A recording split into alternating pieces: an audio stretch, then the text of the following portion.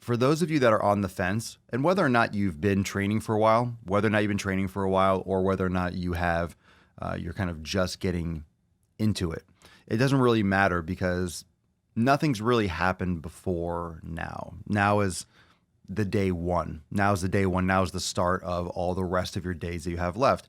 So if you have X amount of days left to live, looking into the future, today is the first day of the rest of your life. Okay. So we have now and the future, and you have the past, and you have, your experience and the stories you tell yourself and where you came from and the struggles that you've had with fitness, your ups and downs, good experiences, bad experience, all the life that's behind you.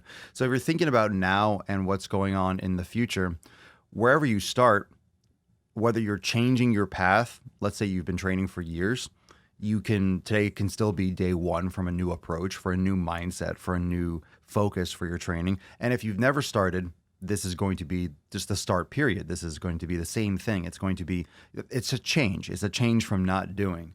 So if you start to do work, you're changing from not doing work. You're changing from not exercising, from not eating healthy. So it's your first foray, and you're just kind of launching. You're like at the beginning of the journey, so to speak. And it's the most important one, just starting. Whether you're making a change, let's say you're starting the elimination diet, or you're re-upping, you're getting more serious about your training, you're starting some new type of programming, you're starting some new type of approach, that day one is the most important one. That day one, that initial start, that initial launch, that's the most important workout. That's the most important day, because none of the other days after happen unless you start. So the first workout that I've ever done, that was the most important workout. The first podcast that I've done, the first one, Swolenormous Live 001, that was the most important one. Daily Swole 001, that was the most important one, because if I didn't do that one, then none of the other ones would have come after that. You have to start it. If you don't start, you'll never get the rest. If you need to lose 50 pounds, you won't lose any of it unless you lose one. You won't gain 20 pounds unless you gain that first one. You won't get stronger unless you lift that first weight. So wherever you start, that's the most important weight. That's the most important action, is the first one.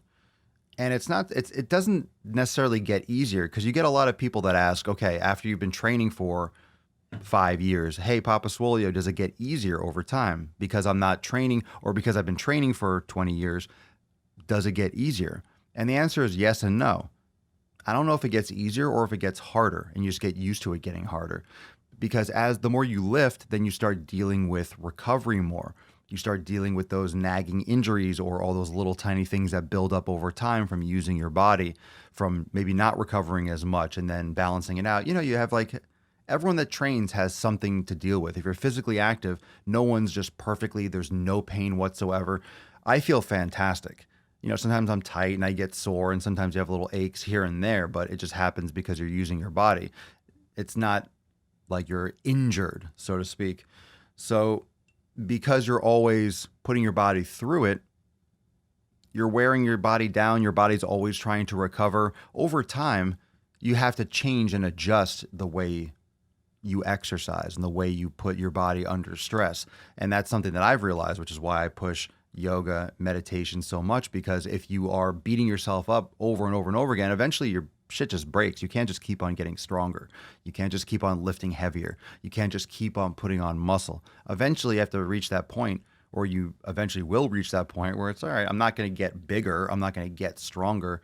Eventually you'll break. What are you going to keep on going and just keep on adding more weight to the bar until your back snaps during deadlifts, or your knee breaks and just blows apart during squats? There's a point where you're not going to keep on getting heavier. You're stronger. You have to stop. Some people don't realize that, and they keep on going heavier, and they keep on trying to go more and more and more. And I get it. It's very addictive. We associate a bigger number with more progress. If you're lifting more, I'm doing better, because now I'm lifting 300 pounds as opposed to 295. I am better. I am doing more. I am succeeding. I don't care how much I bench or squat or deadlift anymore. That's not the goal. That's not the point. And I feel much more fulfilled and happy by not worrying about how strong I am or trying to get stronger and focusing only on strength. I think it's great, but I don't think it's great for long term. I think there's components of it that's effective, but I think that's also the human ego can get really grungy, and that's where a lot of people get lost, is that they only associate the weight and the number going up with success, and then eventually things break. Eventually you hurt something, and that's not a good. You don't want to deal with injury if you can avoid it. And a lot of these injuries in the gyms, especially because you can control what's going on in the gym for the most part, that just can lead to such long-term nagging injuries, and you don't want to deal with that. You can avoid a lot of these problems. So you're going to change. You're going to change your approach to training will adjust over time. And I'm doing more. I like the volume. I like the frequency. I like going to the gym more often. I like doing less volume in my workouts. Sometimes I do more, sometimes I do less.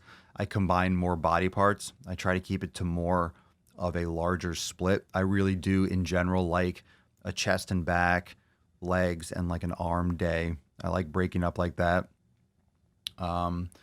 I generally personally don't like going too low with, when I say too low or too large in terms of the splits. I don't personally like doing upper, lower only, or doing total body workouts. That's not really my focus, because I do a lot of yoga. So I do a lot of total body. I do a lot of integration. I do a lot of mobility type work, but it complements the resistance training. So if you're giving your body overload and you can focus your overload with resistance training, you build the muscle, you build the strength. And then with movements like yoga and mobility workouts, you are integrating it very well. So it's a great combination for getting physique, size, hypertrophy, but also maintaining that functional movement. So I love the combination, but you have to figure that out. You have to figure out what works best for you and where you are with your results, because just because you like training a certain way, or you feel good, or you feel consistent, doesn't mean that's going to get you the results. So you have to make sure that your training style and your training direction, your frequency, your overload is going to map to where you're trying to go. So a lot of people are trying to look a certain way and they're training for performance. And it's like, well, don't go for aesthetics when you're training for a physical performance. You need to make sure that your actions and those outcomes are going to line up, if that makes sense. Thanks for watching, fam. Make sure to subscribe to the Daily Swole podcast on YouTube so you can catch the live streams every single day.